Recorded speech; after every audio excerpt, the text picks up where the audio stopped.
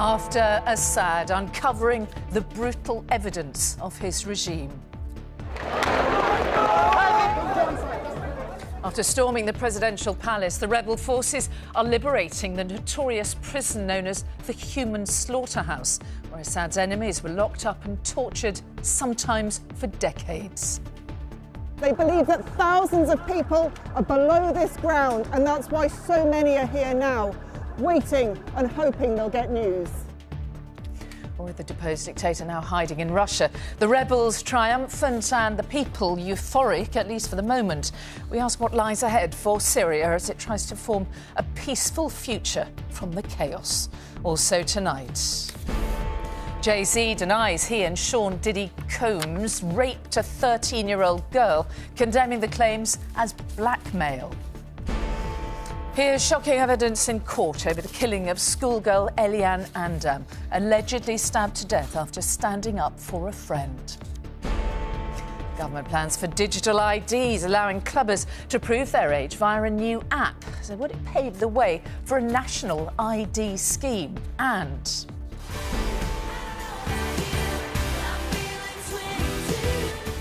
the end of eras. Taylor Swift finishes her record-breaking, continent-conquering blockbuster tour.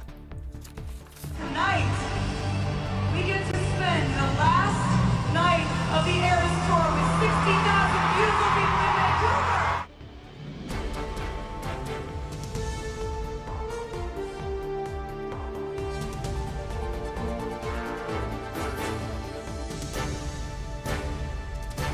This is the ITV Evening News with Mary Nightingale. Good evening. With Syria's former dictator Bashar al-Assad finally deposed and hiding in Russia, the horrific truth about the brutality of his regime is just beginning to emerge. It's thought hundreds of thousands of his opponents were incarcerated, tortured and often murdered in Sednaya prison, which has been called the human slaughterhouse. The US State Department said tonight the jail may have had a crematorium to hide the number of those executed there. All day, families and relatives of many who've disappeared have been converging there in the hope of good news. But although many have been freed, many remain trapped in the prison complex. And it is now a race against time to rescue them. Our international editor, Emma Murphy, was at the prison in Damascus today as the horrors began to be revealed to the world.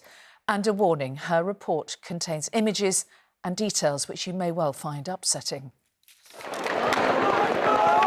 In a frenzy of gunfire, they're running towards one of Syria's most forbidding jails. Desperate to find missing relatives. Sednaya prison has been a place of terror to Syrians for decades. It remains forbidding, but is no longer fortified. These people have walked for hours to get to the prison, but that is nothing compared to the years that they've waited to find out some news of their loved ones. They believe that thousands of people are below this ground, and that's why so many are here now, waiting and hoping they'll get news.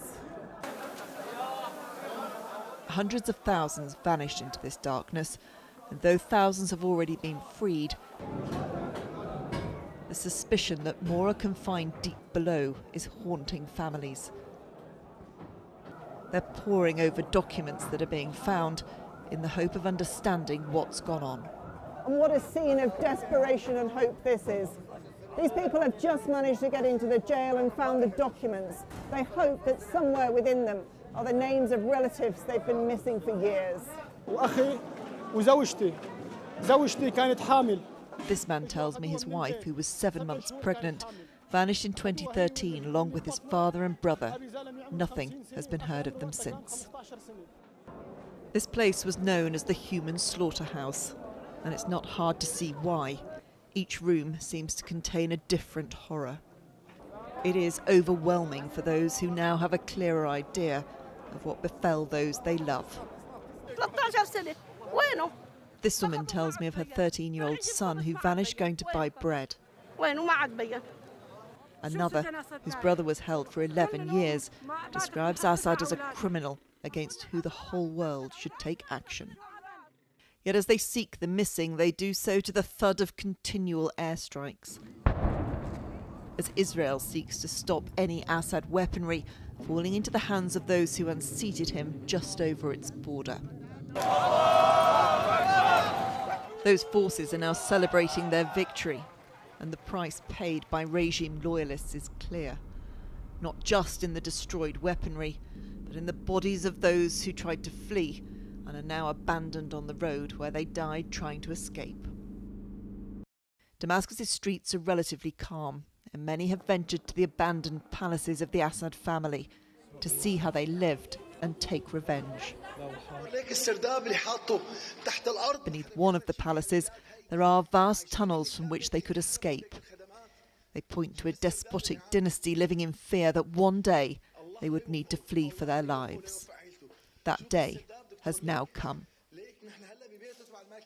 Well, Emma Murphy is still in the Syrian capital for us tonight.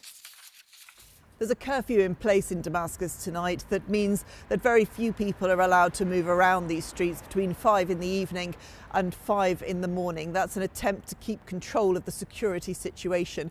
It certainly is a very, very strange feeling tonight. You can constantly hear gunfire in the background. There is the whiz of the Israeli jets, often followed by the thud of a strike. And then there is just the sense of anticipation about what comes next. Of course, people are on large part very jubilant that the Assad rule, so tyrannical as it was, has come to an end. But there is real apprehension about what comes next, not least because HTS, which is one of the main, in fact the leading rebel group that has led this opposition to former President Assad, comes from an Islamist ethos.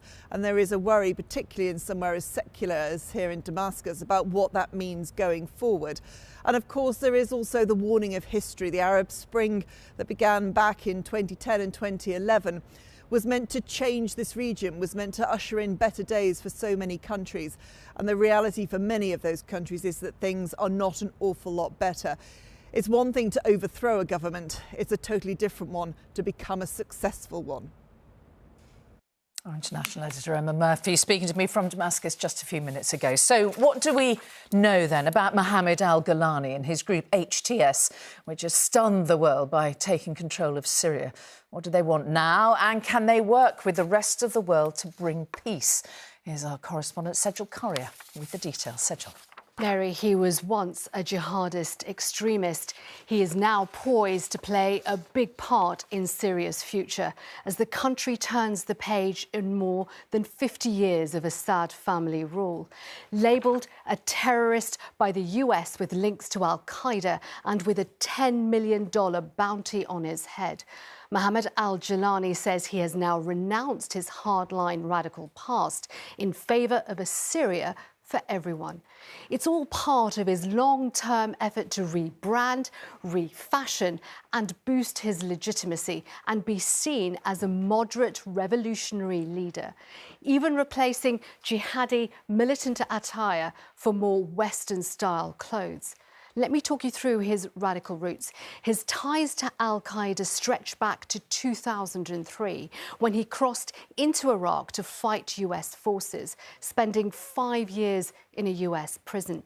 In 2011, he returned to Syria to build up al-Qaeda's presence, when a popular uprising against President Assad sparked a brutal crackdown and all-out war.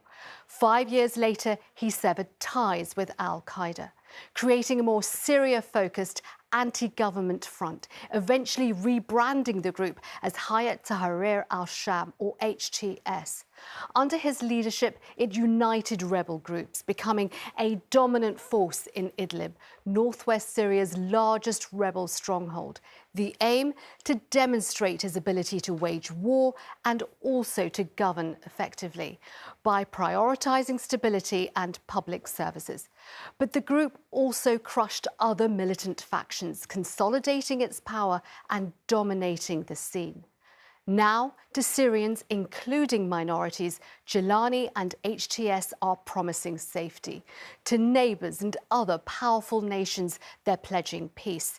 The UK has designated HTS a terrorist organisation, but the government could remove it from its list of banned groups if Syria was to stabilise. There is hope, Mary. Now Assad is gone, but there is still trepidation. Sergio Caria, thank you. Here, the government has paused all decisions on Syrian asylum seekers after the fall of the Assad regime over the weekend. The Home Office said the move had been made whilst they assess the current situation, and they will keep asylum claims under constant review. And that comes after Germany, Greece and Austria also paused asylum applications for thousands of Syrians. An emergency meeting of the UN Security Council will be held later to discuss events in Syria. Our correspondent Robert Moore is in Washington for us. Robert, 24 hours on, do we have any sense of how the US and indeed other Western powers are set to respond to this?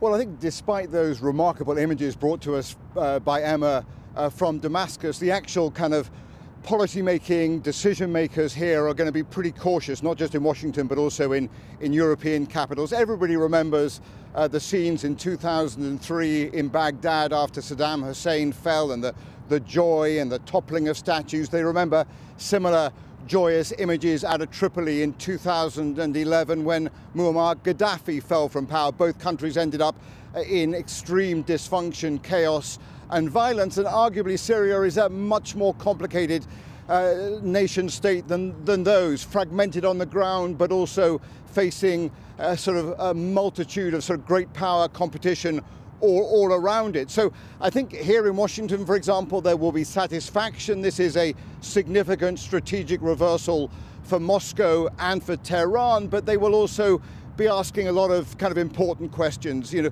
for example, is this an opportunity for the Islamic State to regain momentum? And you saw over the weekend that the US struck Islamic State targets in eastern Syria to try and send a message to that group, but also the question of how minorities are being treated, you know, Christian, Kurds, Alawite. In fact, we saw a sort of a harbinger of the problems there over the weekend as well, with US-backed Kurdish forces clashing with Turkish-backed rebel forces. So there's going to be a lot of difficulty there. And one big decision that needs to be made here and across Europe is there a recognition of this transitional government? So all of those are big questions. I think what we can know is that this rebel offensive was successful in 9 days, but the actual mission, the task of rebuilding and reconstructing and reconciling Syria, that is a decades-long project. Robert Moore in Washington, thank you. Global security editor Rohit Khatri is here. You were listening to what Robert had to say. I mean, it's all incredibly fast-moving, isn't it? There has been a transition to a new government, as we understand it, whatever that means. But what is your take on what could happen next? Well, I think Robert touched on some of it there, the magnitude of the challenges, but also the opportunities that lie ahead. This has been day one of a new government, and how do we assess its success? Well, perhaps the most important, the most powerful image of the day, which has just come into ITV News. This shows al-Jilani meeting the former Prime Minister, the symbol, the message they're trying to send to millions of Syrians inside the country, millions more outside the country as well, that there is a peaceful transition happening. We know, too, that on top of that, commercial banks are due to open later in this week, probably Thursday. We know, too, that the central bank has been operating as well. These sort of crucial pillars of the kind of infrastructure of the state. We've heard that there's been an amnesty on regime soldiers and conscripts. They're being told to hand themselves in with potentially no punishment. This is not the tone that some people were expecting from this rebel movement. And across the world, many other governments are seeing this as potentially a positive sign, because, you know, as we've heard there from Robert and from some of our other correspondents, that there is a challenge here for governments, including the UK's, which have prescribed HTS. My understanding from within government is there is an acceptance that that prescription will eventually be dropped, because it needs to be in order for these countries to begin a proper dialogue. However, what London and other capitals are indicating is that they'll keep watching the actions in Syria and keep assessing things as things go along. Yeah, fast moving, isn't it? Thank you very much, Rohit. Well, around 20,000 Syrian refugees live here in the UK, many of them having fled Assad's bloody regime. Events over the weekend have given them reason to celebrate for the first time in years, but there are also very real concerns about what could lie ahead. Our North of England reporter Amy Welch heard some of their hopes and indeed their fears. For Syrians living in the UK, the reality of a homeland now liberated is still sinking in. But they can almost taste the freedom. I wake up in the morning, my sister saying, "Wake up, it's a free Syria." And when I heard I couldn't stop crying. I'm just running like at home. I woke up the kids and I'm crying. I don't know what to do. Walaa Asfar feared for her life when she fled in 2011 and has lived in Cumbria ever since. But on Sunday, she joined hundreds of other Syrians in Manchester singing and dancing at the prospect of a new dawn. Scenes replicated in Birmingham and in London. For Mohammed Al-Hamwi, it's a day he thought would never come. It's the first time I smell freedom in Syria. After a long time of suffering, of oppression. He was arrested and tortured 3 times for speaking out against Assad. He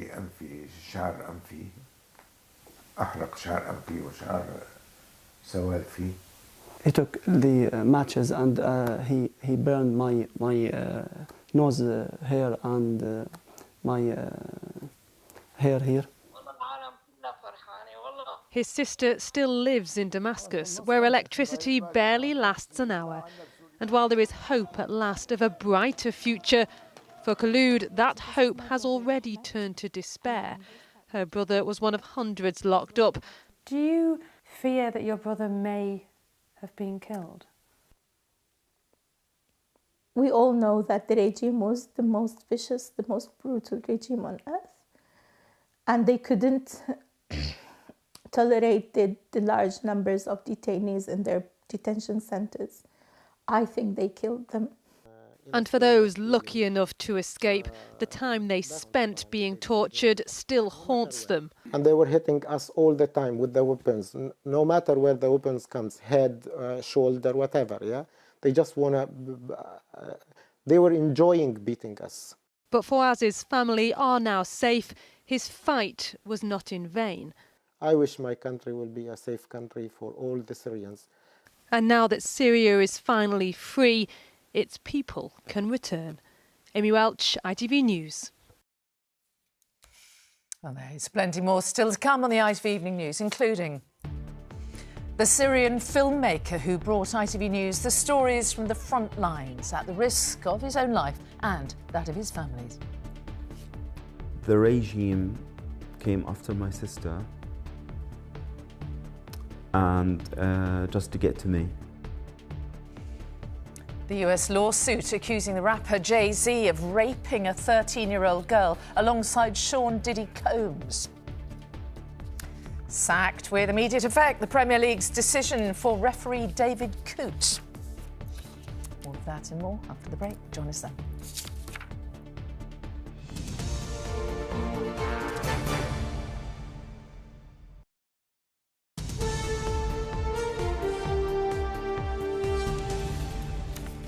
Again, welcome back. The rap star Jay-Z has hit back at allegations he drugged and raped a 13-year-old girl along with Sean Diddy Combs. The civil claim was made by the alleged victim this weekend, with the allegation dating back to the year 2000.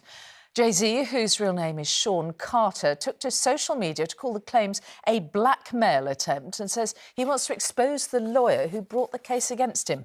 Ian Woods reports. I'm young and I'm black and my hat's real low. The rap singer and entrepreneur Jay-Z is said to be the wealthiest music star in the world, with a net worth of $2.5 billion. But he says his refusal to pay a penny and give in to blackmail is what has led to a lawsuit for rape. He's been implicated in allegations originally levelled at his friend and fellow rapper Sean Diddy Combs. The two men are named in a civil action accused of drugging and raping a 13-year-old girl at a party following the Video and Music Awards 24 years ago. In a statement through his management company, Jay-Z, real name Sean Carter, said, "My lawyer received a blackmail attempt called a demand letter from a lawyer named Tony Busby. What he had calculated was the nature of these allegations and the public scrutiny would make me want to settle." Attorney Tony Busby is acting for several anonymous alleged victims of Sean Combs seeking unspecified damages. He says he will litigate in court, not through the media, but Jay-Z says the lawsuit is idiotic. "These allegations are so heinous in nature that I implore you to file a criminal complaint, not a civil one. Whoever would commit such a crime against a minor should be locked away. Would you not agree?" Sean Combs is facing criminal indictments on sex trafficking and racketeering and is currently in prison having been refused bail. But there are no criminal charges against Jay-Z. Married to fellow music megastar Beyoncé, Jay-Z says it's his family who will suffer because of the allegations. The couple have 3 children, and Jay-Z says he will have to tell them about the lawsuit. He said the eldest is at the age where her friends will surely see the press and ask questions about the nature of these claims. Sean Combs also denies the accusations, and his trial is due to begin next May. Ian Woods, ITV News. Here, a court has heard how a 15-year-old girl was stabbed to death in South London after she stood up for her friend. The Old Bailey was told that Eliane Andam was attacked by 18-year-old Hassan Sentamu with a kitchen knife as she was on her way to school. Sentamu admits killing Eliane, but he denies murder. Olivia Guthrie is outside court. Olivia, an incredibly upsetting case, isn't it? What did the court hear today? Well, Mary, Eliane Andam's family were in court here today to hear the prosecution begin outlining their case against Hassan Sentamu. The jury heard how he stabbed 15-year-old Eliane in the neck in a fit of white-hot anger. He'd met Eliane in Croydon as part of a group to exchange belongings with his ex-girlfriend, including a teddy bear. But instead of bringing the bear, the prosecution say he came armed with a kitchen knife. Jurors here today saw a mobile phone video selfie of Eliane in the moments before she was killed. We come to collect the stuff from Hassan. It will make it like an interchange. She gets her stuff, he gets his stuff. He didn't even bring the stuff. He didn't bring the fucking stuff. Well, Eliane attempted to snatch back Sentamu's belongings after he'd failed to hand over that teddy bear. The 18-year-old was arrested just 75 minutes after the attack. He admits manslaughter after causing Eliane unsurvivable injuries, but he denies murder on the basis of a loss of control because he'd been diagnosed with autism. He also denies having a blade in a public place because he claims he had a lawful reason for carrying one. His trial here at the Old Bailey continues. Olivia Guthrie at the Old Bailey, thank you. Let's have a look at some other news now. The police in India have filed a case against the husband of a woman found dead in a car in London. It follows an international manhunt for 23-year-old Pankaj Lamba, who is believed to have fled to India the day after the body of 24-year-old Harshita Brella was discovered. Lamba has been accused of domestic violence and disputes over her dowry, causing death. And Rachel Reeves has called for a business-like relationship between the UK and the EU moving forward. Speaking at a meeting with European finance executives on Monday, the Chancellor said she hopes to focus on shared challenges, including the war in Ukraine, championing free trade and strengthening economic partnerships. Now, clubbers and pub-goers will be able to use their smartphones to prove their age as part of government plans for digital IDs. Under proposals, people will eventually be able to prove their identity for many different things using a government-backed app. Our political correspondent Harry Horton is in Westminster. Harry, is this Labour, do you think, revisiting the idea of a national ID? Well, the government says no. They say this is about embracing modern emerging technologies. Now, there are already many forms of digital ID available, provided by private companies. The difference here is the government is now proposing backing some of those forms of digital ID to ensure that members of the public can use them to buy age-restricted products like alcohol in pubs, clubs and shops. Digital ID is already widely used in many other countries, and ministers think that young people in particular will be able to benefit from this new technology. Right now, if a young person, for example, wants to go out, they might have to carry their driving licence or their passport even to prove their age and their ID. This is an alternative product that might mean they don't have to do that. Now, this new technology would allow retailers to scan someone's phone, a QR code perhaps, and it would verify their age without revealing details like their name or address, as is the case at the moment with passports and driver's licences. Now, the previous Labour government under Tony Blair did try to introduce government ID cards. That was incredibly controversial, prompted big protests outside Parliament by civil liberty groups, and that idea was dropped. The government says that is not the case here. They say digital ID won't be compulsory. People can still use their paper driving licence or passports if they wish to. If MPs support these plans, then digital IDs could be introduced as soon as next year. Harry Horton at Westminster, thank you. You are watching the ITV Evening News. It's just a shade before 7 o'clock, and here's what's still ahead. Given the red card, Premier League referee David Coote has been sacked after a misconduct investigation. Donald Trump spills the beans on his supposedly private conversation with Prince William.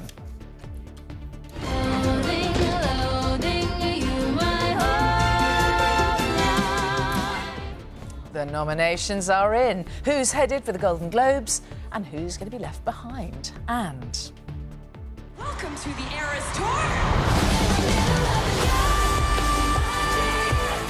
2 years and thousands of miles, Taylor Swift wraps up her world tour. And a calmer week ahead post-storm Dara, where wind gusts hit a speed of 96 miles per hour. I'll have more details on this in the full forecast coming up later in the programme.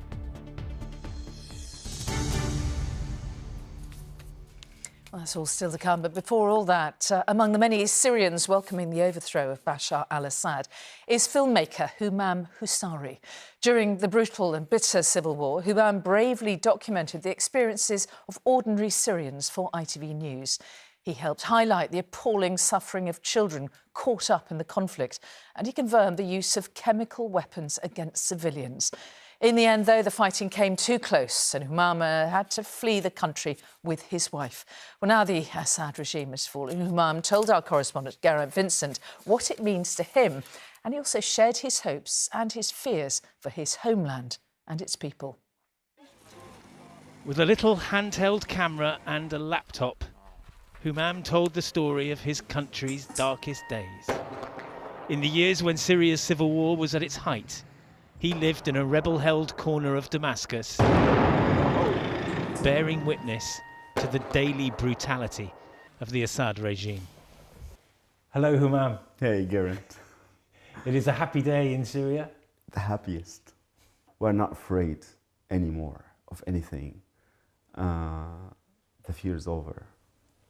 And it's a wonderful feeling. It's the best, one of the best. Humam was a young filmmaker in 2011, recording the popular protests in Syria which formed part of the Arab Spring. Because of his work, Assad's security services were looking for him, so he fled the country, but he found he couldn't stay away. I couldn't just live my life normally, knowing that people are living under bombing and something must be done, just let the world know what's going on. You felt you had a duty to do that? Of course, definitely. This tunnel actually leads to a basement where we're gonna find now a lot of people. Humam made his way secretly back into Syria, to Damascus and the suburb of Ghouta, where he set to work again among people who were living under daily bombardment.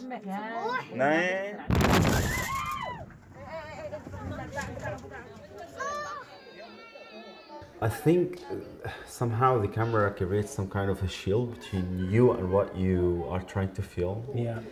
And I think the adrenaline in your body just tries to protect you. We made dozens of reports with the footage that Humam sent to us. Among the atrocities he filmed was a chemical attack by government forces very close to where he was living. When I look back into my footage, I just don't believe that I was there. You just a lot of bodies trying to breathe. You just don't know how to help them. There's nothing you can do to help them. To do such thing just to remain in power, that's something I think it's unbelievable. Humam has been back in touch with family members in Damascus over the last 2 days. Some of them paid a heavy price for his journalism. The regime came after my sister and just to get to me. And it's not only my sister, my uncle and my cousin. Humam's sister Heba was jailed for 9 months. The judge told her that her guilt was that she didn't disown me. It must have been very difficult for you to know that Heba was suffering because of the work you were doing. I, of course, had the chance to talk to my sister again after being unable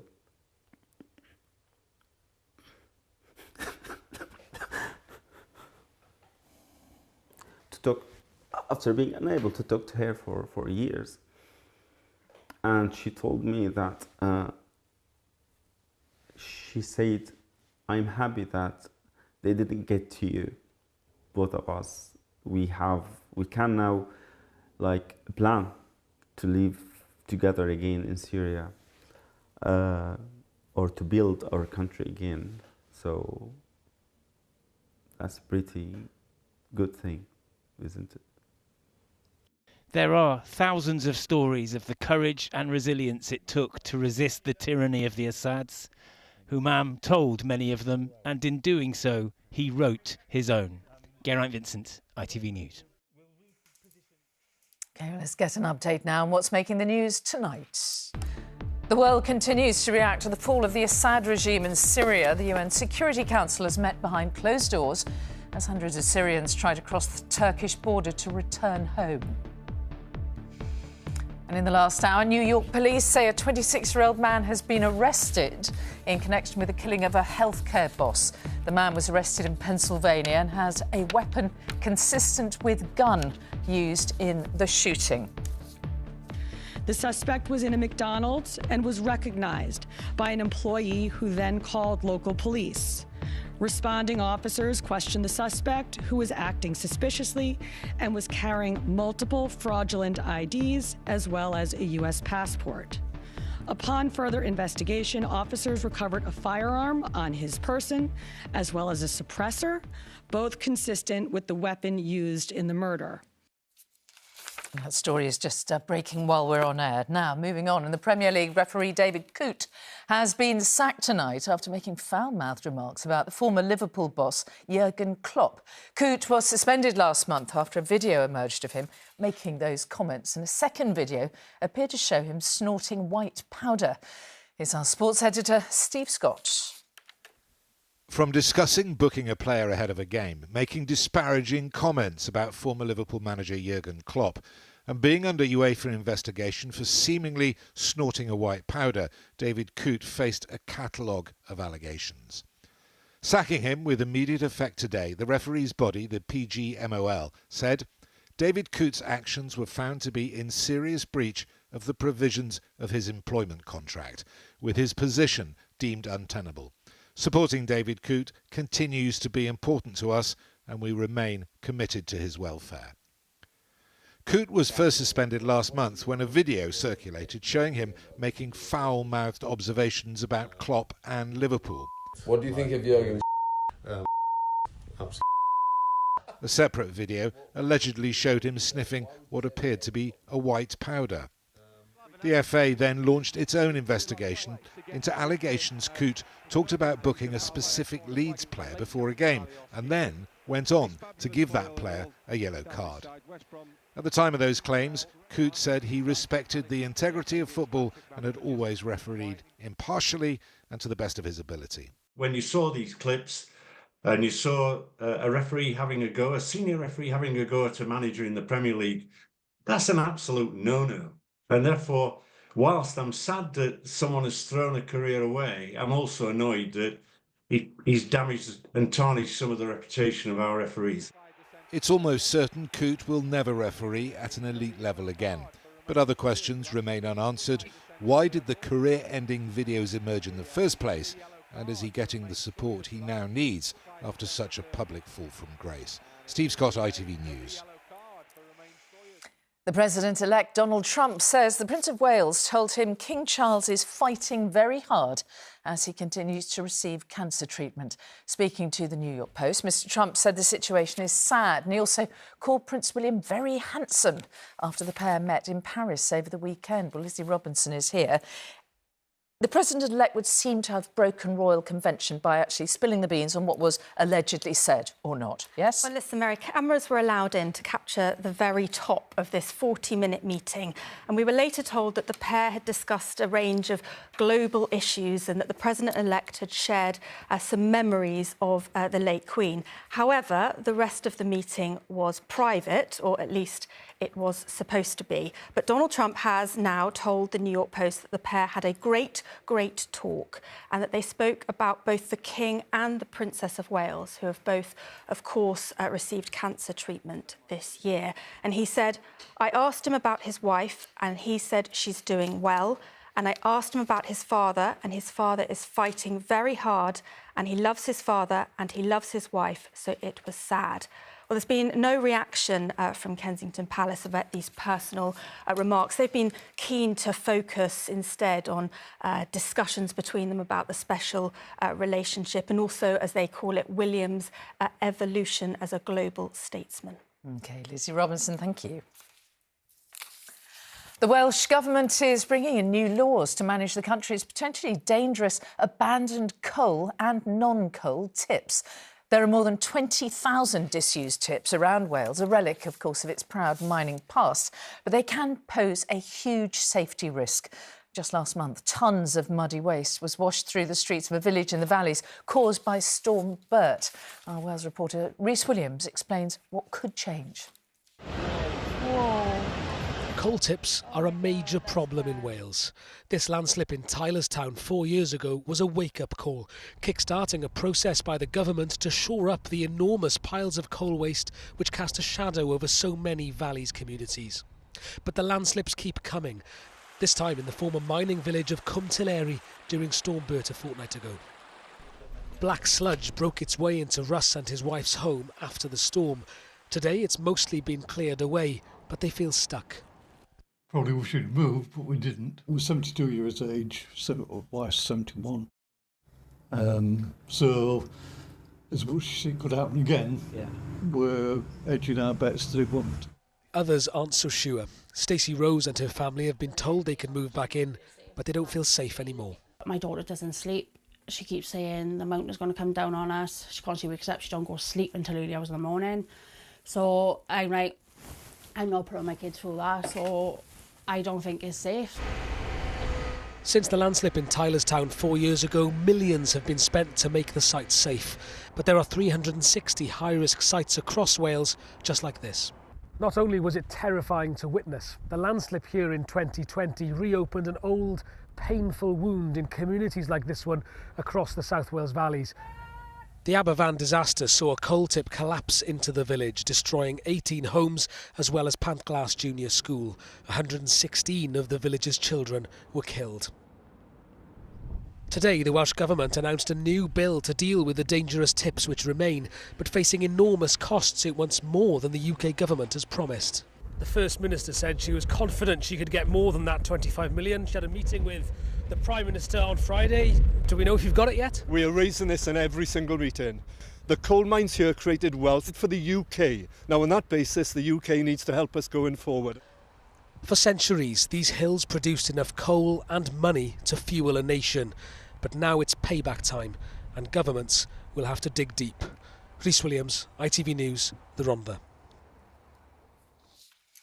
The Wicked stars Cynthia Erivo and Ariana Grande are among the big names nominated for Golden Globes. Along with Erivo, many other British stars were among the nominees, including Kate Winslet, Gary Oldman, Eddie Redmayne and Hugh Grant. Well, Eddie Pitt is here with all the runners and the riders. This is shaping up to be quite a big night for the Brits, isn't it? Yeah, more than a dozen British actors nominated across all the Golden Globes categories, Mary. The theme of the nominations, though, really this year is musicals and musicians in film. Let's start with Wicked, and funny enough, I went to see it last night at the cinema, and at the end I said to my friends, I think there's going to be nominations for this film. They said definitely, and here we are talking about it. It's the massive blockbuster adaptation of the musical, and it's been highly publicised, but in case anyone's missed it, here's a little peek of it. Let's just say I love it all. Every little trick. So British Cynthia Erivo plays the Green Wicked Witch of the West, is nominated for the Best Female Performance in a Musical or Comedy, and her co-star, pop star Ariana Grande, is nominated in the supporting role. But Wicked is expected to face some tough competition for fellow operatic musical film Emilia Perez, which has been a big hit with the critics. It tells the story of a Mexican cartel leader who wants to change gender. Here's a look at that film. Matrona Emilia. So that's nominated for 10 Golden Globes and could make history if Carla Gascon becomes the first trans actor to win a Golden Globe. Lastly, Bob Dylan's rise to fame is the plot of the film A Complete Unknown. It's nominated for 3 Golden Globes, including one for lead actor Timothée Chalamet. And the film's actually had the approval of Bob Dylan himself. If fans want to go and take a look at it, they know that he's sealed the approval of that as well. It's a big year for musicals and music on film, Mary. Let's see if the other awards, like the Oscars, follow suit. OK. Ellie Pitt, thank you. Still to come on ITV News. Happy birthday to you! How the tables turn. Taylor Swift is sung to at the final show of her world tour. And after Storm Dara's wild wind over the weekend, are we braced for yet more cold weather? Alex will be here with the forecast. Do join us for that and more after the break.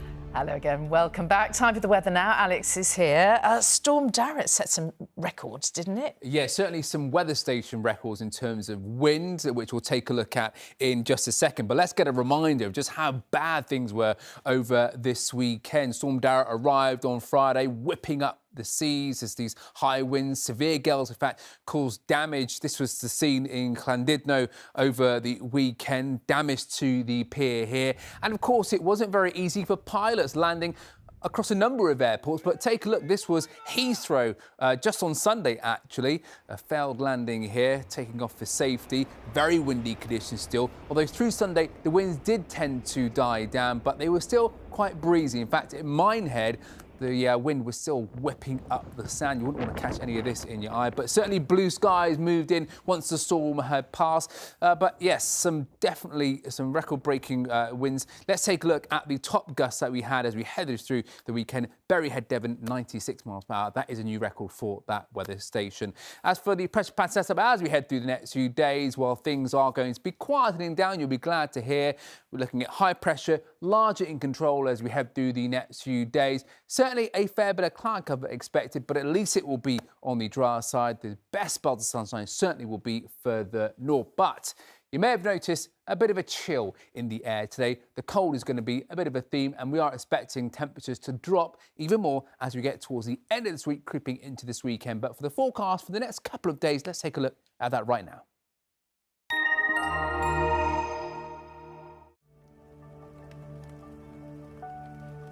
Visibility may be low this evening as the cold weather hits.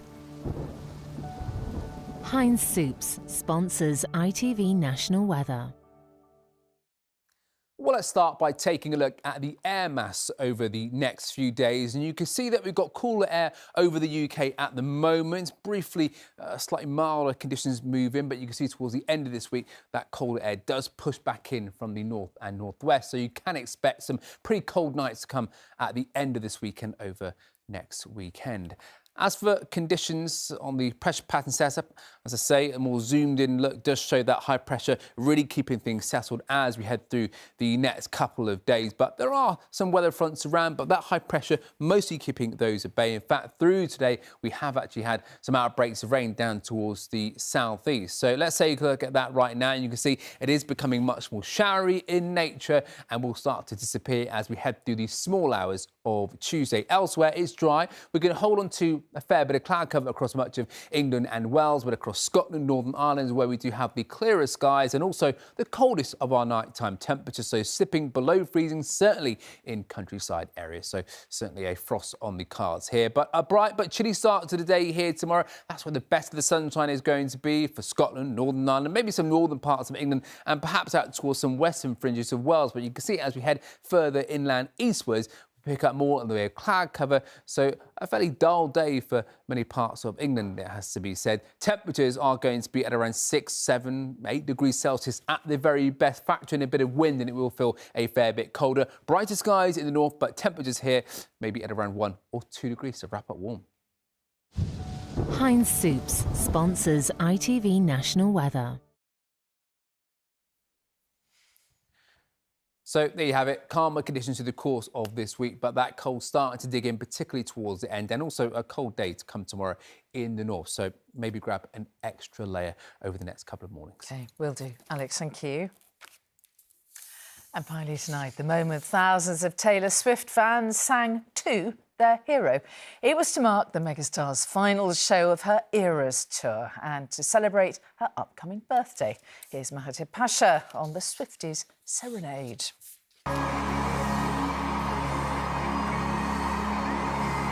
One of the all-time greats bows out in style at the final show of her record-breaking global tour. 60,000 people attended Vancouver's BC Place Stadium to witness Taylor Swift's ultimate performance, concluding a musical campaign One last time, we get to sing together. spanning 5 continents and lasting over 2 years. For the lucky few who had tickets to this concert, it was well worth the wait. We bought the tickets over a year ago and surprised her with them for Christmas, so... Oh my gosh, how did she react? She cried. She cried.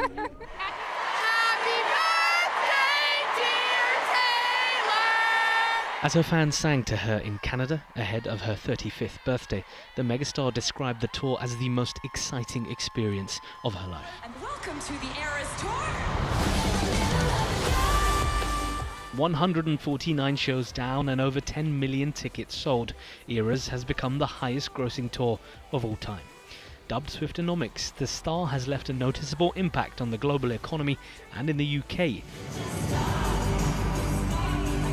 Her 15 shows here are estimated to have brought with them a £1 billion boost and even attracted royalty. It's unlike anything we've ever seen in the music industry, really. It's taken everybody by surprise just how massive it was. She's broken records. Is there any way she can top this? I think the only thing that makes sense is her going in completely the opposite direction and doing something smaller and more intimate, because there's no way that she's going to do the Eras tour again. You know, this tour has included all of her albums, 17 years of music. It may have been a once-in-a-lifetime affair as Taylor Swift made history. The 21-month-long tour has brought with it many memorable moments. Who knows what might come next? Most likely, some well-deserved rest, as this megastar celebrates the end of an era. Mahathir Pasha, ITV News.